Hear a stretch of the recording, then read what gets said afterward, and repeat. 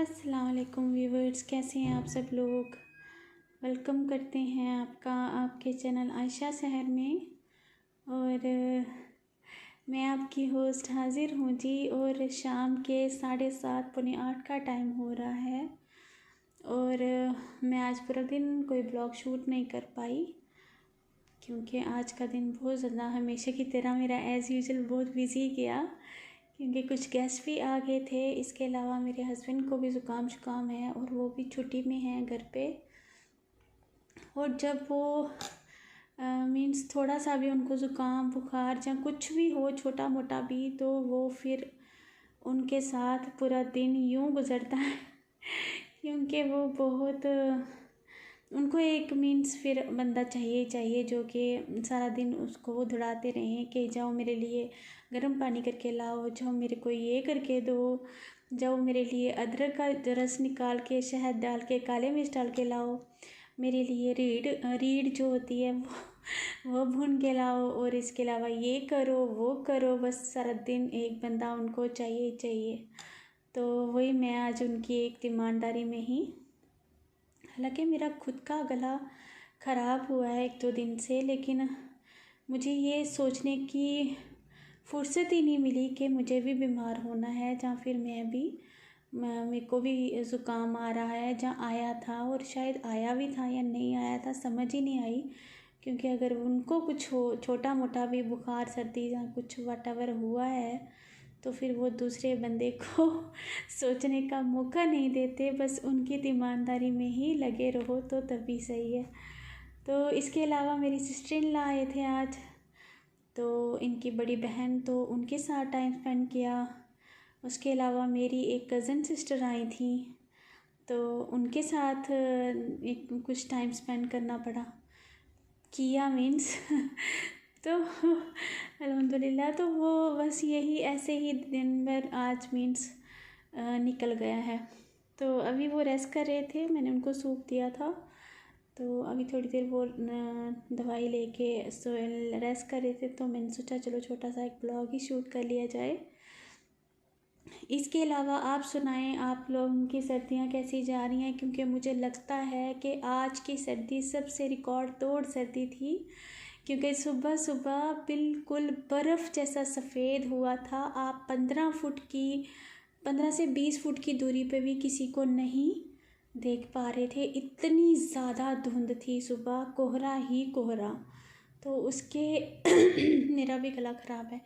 तो तभी हम फिर सुबह नाश्ता करके फिर सो गए, फिर कोई 1:30 बजे उठे थे, तो फिर उसके बाद लंच वंच का तैयारी वैरी की और ये वो। तो आज का दिन इस तरह से निकला। तो ये है व्यूवर्स। हाँ, इसके अलावा एक भाई हैं माई रेड कुछ 50 के नाम से, तो उनका बहुत शुक्रिया। वो मेरे हर उस पे वीडियो पे उन्होंने बहुत अच्छे कमेंट दिए थे, तो मैं भूल जाती हूँ उनका नाम लेना, तो मुझे लगा कि हाँ कासिम मॉम। तो थैंक यू कासिम मॉम, आपने भी मुझे हमेशा ही सपोर्ट किया है और कमेंट करके मेरा हौसला बढ़ाया है, तो आपका भी बहुत शुक्रिया। मैं कोशिश करूँगी कि मैं डेली ब्लॉग बनाऊँ, बट कुछ 1-2 दिन मैं नहीं हो पाया, उसके लिए सॉरी।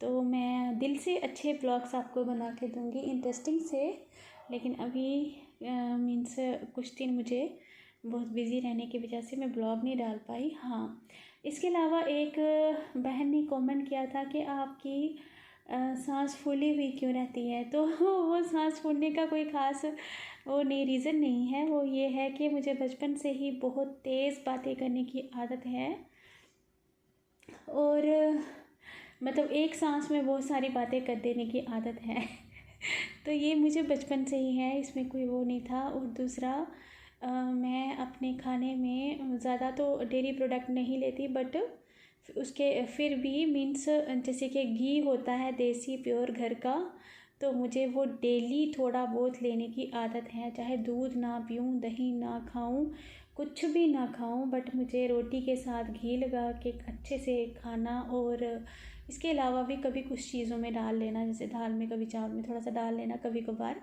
तो वो बड़ी आदत है। तो उससे भी कहते हैं कि सांस मीन्स फूलती है अगर आप वॉक वूक ना करो। तो आजकल सर्दी में वॉक वूक तो होती नहीं, तो वो मेरी सांस थोड़ी सी चढ़ी हुई रहती है कभी, तो या फिर गला भी ख़राब रहता है। हालांकि पराठे भी मैं उसी घी से खाती हूँ, तो वो भी रीज़न हो सकता है एक, बाकी इसके अलावा कोई रीज़न नहीं। हाँ, एक किस्सा याद आया।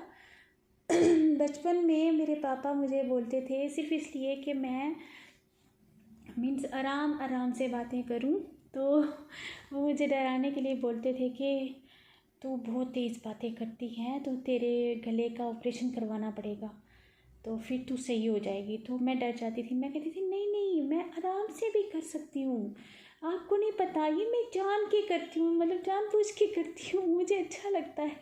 हालांकि मैं कर सकती हूँ पापा, सच में मैं कर सकती हूँ। तो मुझे लगता था ये सीरियसली बोल रही है कि गले का ऑपरेशन करवाना है। तो फिर मैं उनको बातें कर करके दिखाती थी कि देखो मैं स्लो भी बात कर सकती हूँ, बट मैं जानबूझ के करती हूँ। तो वो याद आ गया। तो चलें जी, आज का ब्लॉग बहुत लंबा ना हो जाए और आप लोग बोर ना हो जाए, तो यहीं पे अपने ब्लॉग को ख़त्म करते हुए आपसे इजाज़त चाहते हैं। मिलते हैं नेक्स्ट ब्लॉग में। अल्लाह हाफिज़।